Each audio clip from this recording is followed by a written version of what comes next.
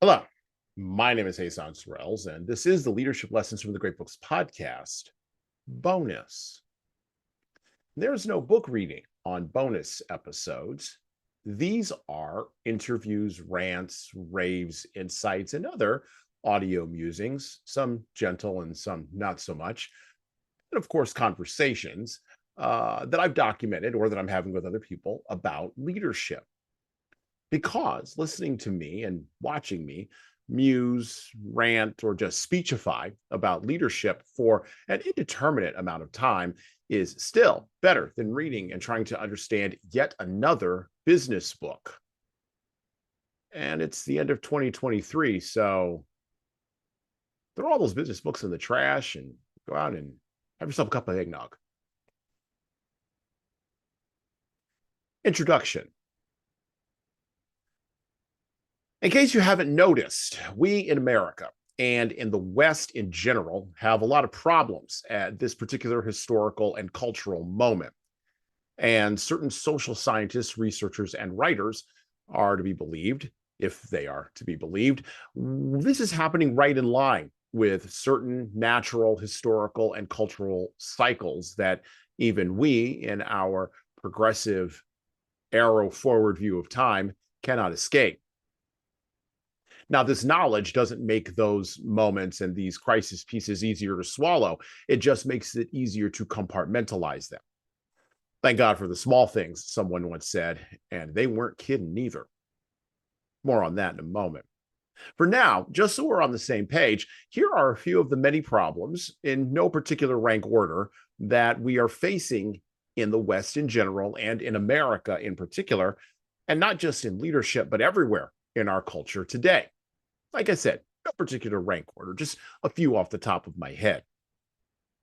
The decline of spiritual, moral, and ethical meaning in the West, the fractured nature of familial relations, the splintering of the definition and definitional roles of men and women, the inability to appropriately order the hierarchy of problems that are solvable through man's efforts, the inability to appropriately order the hierarchy of problems that are not solvable through man's efforts, the courage and humility to know the difference between the two I just mentioned, and to believe in the works of an almighty God, the intransigence of human sin, including our inability and unwillingness to identify what is sinful and what is not, and to verbalize a judgment and accept a consequence, the complexity of economic life and the choices that individuals make, the tensions between human freedom and human tyranny, the overwhelming desire to revisit a past that never was,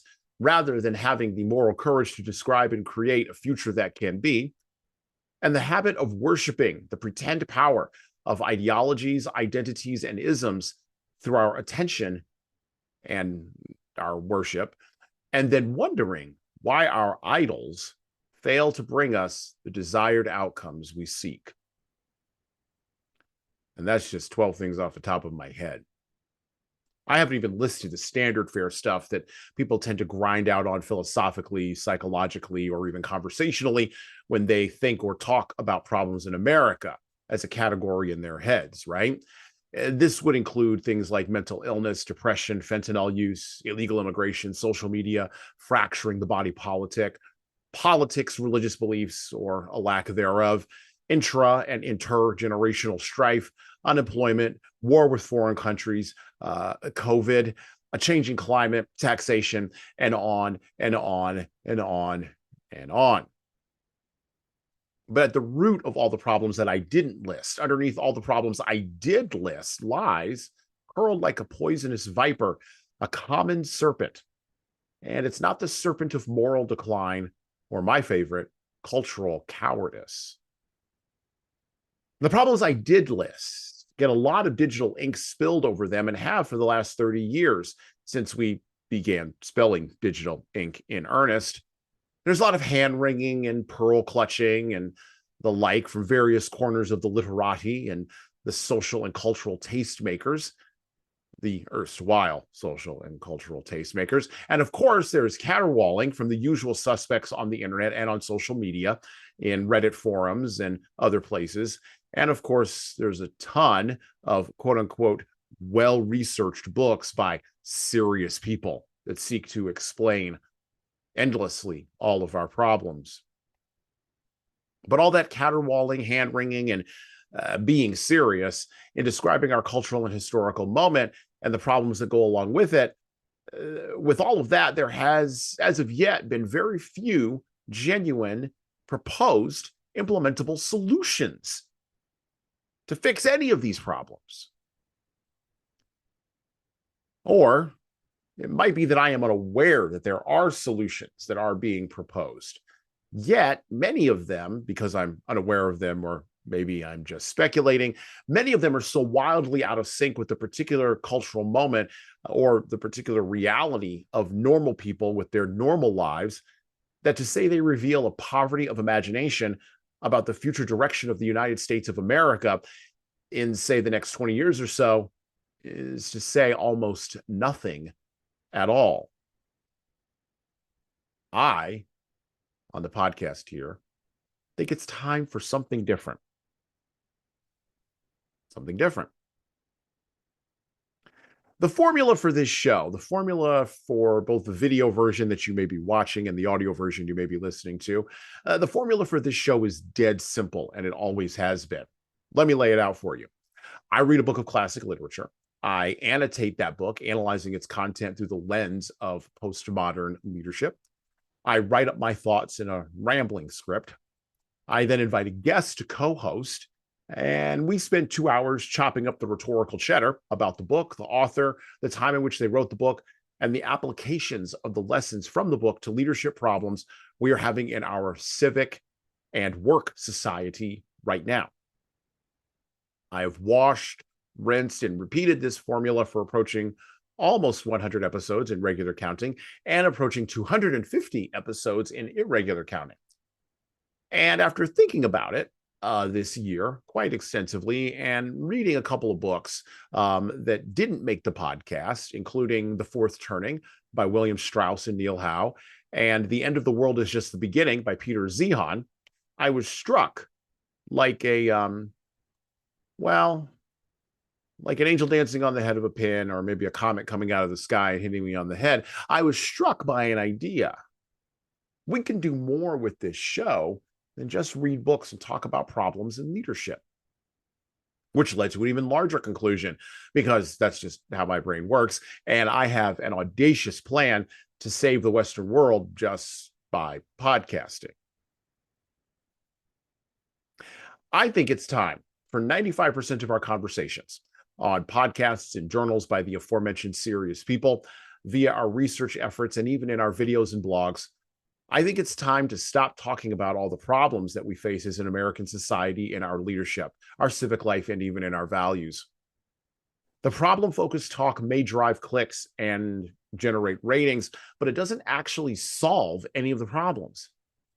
All it really does successfully is attract attention to problems that could be better served by talking about solutions to the problems as presented. This creates a preference cascade for continuing cycles of endless pessimistic doom and gloom discourse that doesn't do anything but add to the overall anxiety of the body politic. I think it's time to shift the paradigm of the conversation. I think it's time to relocate the frame of acceptable discourse. You know, moving that pesky Overton window. I think it's time to move solution-based conversations out of the realm of just politics or public policy, out of the realm of economics or finance, or even religion or religious policy, and move solution-based conversations to the space where solutions to deep problems can be discussed 95% of the time, rather than only addressed with short shrift, side about, and then ignored until the next problem worth discussing pops up like whack-a-mole in the cultural zeitgeist. A great books reading list for 2024. Turning the corner for a minute while you think about that. This year on the podcast, we read a lot of books. Books about tyranny and travel, books about wisdom and folly, books about the lost generation of World War I, and even books about the Lord of the Rings. books about the blindness of leaders and the nature of sense and, of course, sensibility.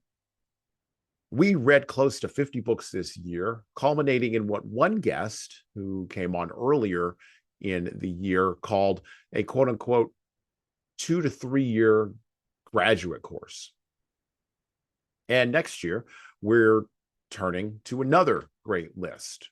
We're in 2024 on the podcast, we are going to start off with Plato's The Republic, a book many leaders in the postmodern West have never read, but they should, as the philosophical ideas about justice and virtue and so much more impact how American leadership is actually structured and how Western leadership has been actually maintained in the course of the last 2,000 years.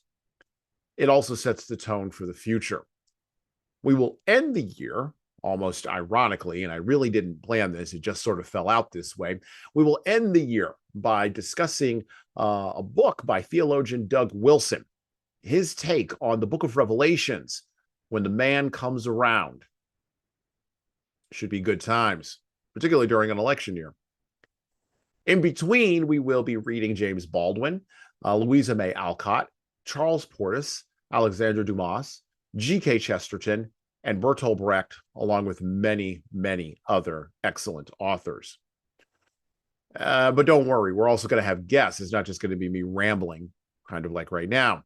Our guest co-hosts this year will range from old favorites like DeRollo Nixon, all the way to new folks who have been with us the whole time and are going to be, well, not new folks, but folks who began to visit with us last year.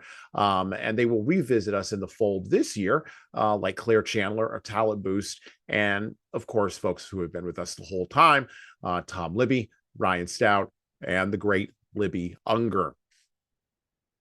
And of course, this season on the podcast, we're going to be rounding the horn towards our 100th episode in regular chronological order. So you're not going to want to miss that. That sounds like a lot, and it is. And in the words of another guest, it's almost, quote, as if we turned on the afterburners on our jets and are going even faster. Now, that's correct and prescient analysis, because what I see coming, maybe not starting in 2024, maybe in 2025, but I like to be ahead of the curve rather than behind. What I see coming is that, well, we need to be talking more about solutions because, quite frankly, we need to stop masticating more efficaciously over our collective leadership problems. It's not just that. It's also the fact that I think we are finally, as an American culture, approaching the end of our historical and predictable 20-year-long crisis cycle. Spring, I believe, in spite of everything that you can see right now, is coming historically and culturally, economically, politically, and even spiritually to America. Lessons from reading the great books. From farms to cities, from suburbs to exurbs, from online to in real life, all the other places where Americans get together collectively, we have reached a spiritual conclusion after what I believe was the high watermark of our current historical moment that started with two 747s being piloted into the World Trade Center's North and South Towers and is ending, or did end, I believe, with what the dominant media calls a quote-unquote insurrection that followed a summer that was not quote-unquote mostly peaceful, as anyone not employed by the dominant media could tell you. No one has sent out a memo, and no one is talking like this in our online crisis outrage chambers. We're all still too collectively stooped over in our crisis posture and fixed in it for that. But the winds of shifting historical cyclical change are starting to grow warmer.